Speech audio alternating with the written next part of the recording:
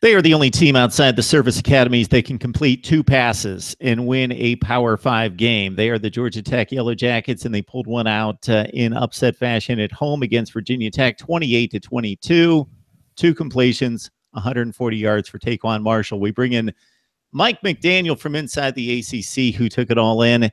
And Mike, Virginia Tech, a 3.5-point pick in this one. I had a hunch with Georgia Tech at home, losing so many close games, that this would be an interesting one. And you certainly have some thoughts about the game management of Justin Fuente and his staff. Yeah, I think for the most part, over the first almost 2 full seasons that Justin Fuente has been in Blacksburg, there's been a lot of talk about, what a solid job he's done game in and game out for the Hokies. And that's not just him. That extends to the rest of his coaching staff as well, specifically Brad Cornelson, who I'm going to bring up here as the offensive coordinator. I think the one thing that has plagued Virginia Tech in some games this year has been the play calling. Now, some of that, of course, has to do with the fact that the Hokies are extremely young on the offensive side of the ball. They're a little bit limited, I think, in what the coaches are confident in, what plays they can call and what they think these players can do at this point in their careers. But with that being said, there were a couple opportunities that I think the Hokies squandered here today.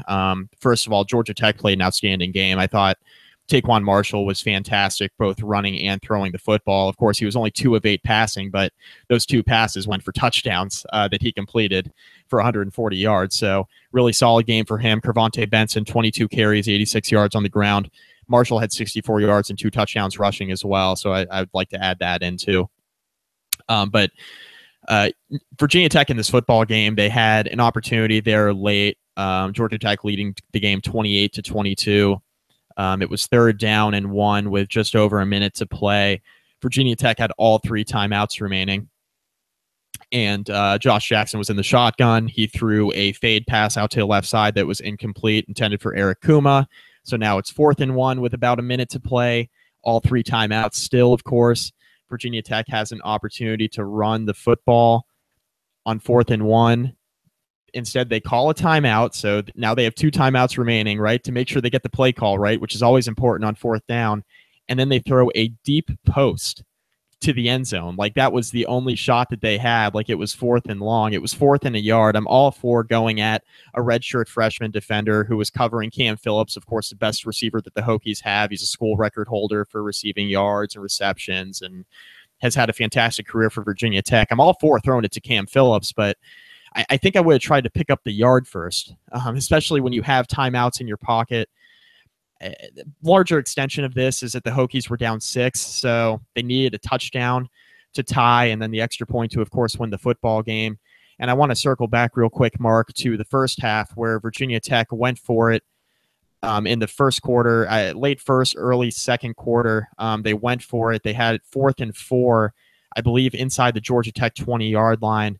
They went for it. They got stopped. They could have kicked a field goal there, so they left 3 points on the board. Georgia Tech later went up 14-3 later in the second quarter. Virginia Tech scored their first touchdown. It was a Sean Savoy touchdown run off of a jet sweep. It was 14-9, and then Virginia Tech decided to go for 2 in the second quarter to make it 14-11 and try to draw within a field goal, which I didn't really understand. There's a lot of football left to play there at that point. So they left 4 points on the board. When you're down 6 to Georgia Tech late and you leave 4 points on the board, that means you would have only been down 2 in theory, assuming you make a field goal and an extra point. It was going to be only like a 32-yard field goal for Tech there in the first half. You're only down 2 points instead of 6, and all you need is a field goal there late instead of a touchdown against Georgia Tech. So maybe the play calling's a little bit different.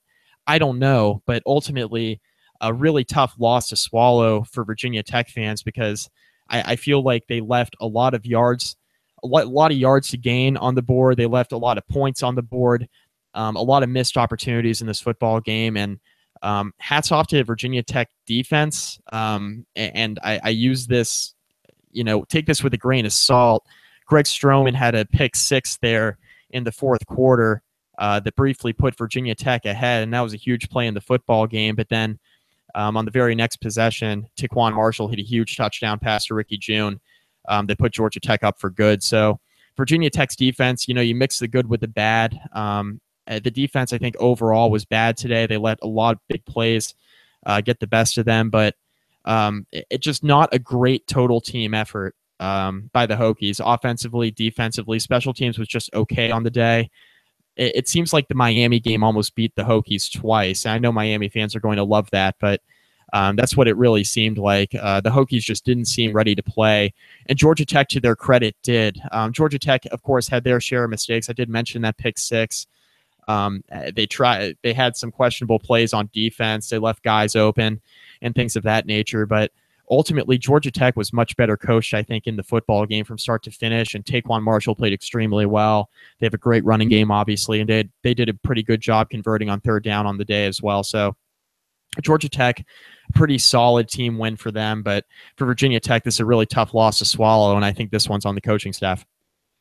And keep in mind that if you can't win the division championship, few people care where you finish in the standings, but it's a bit surprising if you don't follow the ACC top to bottom and through the standings that with this win, Georgia Tech's actually 4-3 in the division, and Virginia Tech is 3-3 in the conference. And Virginia Tech being the ranked team, you would think that they would have the better conference record, but Georgia Tech with the opportunity with games against Duke on the road, and of course Georgia out of conference to finish higher and in second place in the ACC Coastal Division, which goes to Miami, setting up the championship game against Clemson. So for the Yellow Jackets, again, 5-4 in a season in which they have suffered numerous close losses, the last one being last week to Virginia, 40-36. They pull this one out against the Hokies.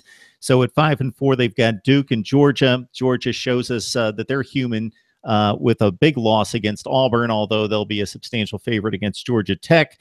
Virginia Tech, of course, vying for bowl position within the ACC tier rankings at 7-3, 3-3 in the conference. Two big games in which they will be heavy favorites against Pitt.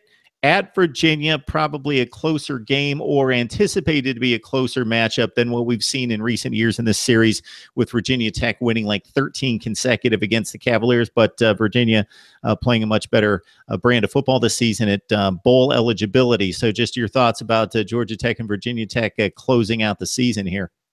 Yeah, I mean, Georgia Tech's going to have an opportunity to make a bowl game, and that's with 3 losses that they suffered by a total of 6 points. Obviously, the 1-point loss in the opener to Tennessee, the 1-point loss to Miami, and the 4-point loss last weekend to Virginia. So this is a huge, huge bounce-back win today for Georgia Tech, and they've put themselves in position to make a bowl game here. They have 5 wins. They have, at least one winnable game left on their schedule. That Georgia game will be tough there at the end, but Georgia Tech's in good position to hopefully make a bowl game.